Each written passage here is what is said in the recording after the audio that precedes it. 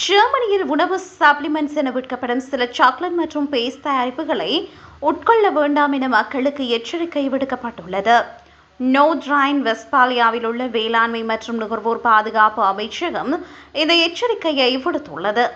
இந்த தயாரிப்புகளில் உடல் நலத்துக்கு ஆபத்தான மறைக்கப்பட்ட மருந்துகள் இருக்கலாம் என அதிகாரிகள் தெரிவித்துள்ளனர். அதாவது இந்த தயாரிப்புகளுக்குள் சில்டெனாஃபில் மற்றும் டெடலாஃபில் போன்ற அறிவிக்கப்படாத பொருட்கள் இருப்பதை அதிகாரிகள் கண்டறிந்தனர். இந்த மருந்துகள் பொதுவாக ஆண்மை குறைபாட்டிற்கு சிகிச்சை அளிப்பதற்காக பயன்படுத்தப்படுகின்றன. இவற்றை மருத்துவ மேற்பார்வையின் கீழ் மட்டுமே எடுத்துக்கொள்ள வேண்டும்.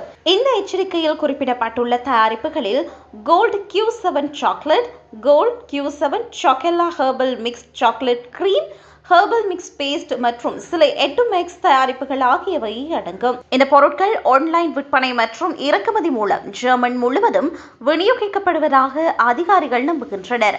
இந்த மறைக்கப்பட்ட மருந்துகள் கடுமையான பக்க விளைவுகளை ஏற்படுத்தக்கூடும் என்று சுகாதார நிபுணர்கள் எச்சரித்துள்ளனர். இதய பிரச்சனைகள் உள்ளவர்கள் அல்லது சில மருந்துகளை உட்கொள்பவர்களுக்கு இரத்த அழுத்தத்தில் அபாயகரமான சரிவு, இதய சிக்கல்கள், பார்வை குறைபாடுகள், செவித்திறன் இழப்பு அல்லது பிற கடுமையான எதிர்வினைகள் ஆகியவை ஏற்படக்கூடும்.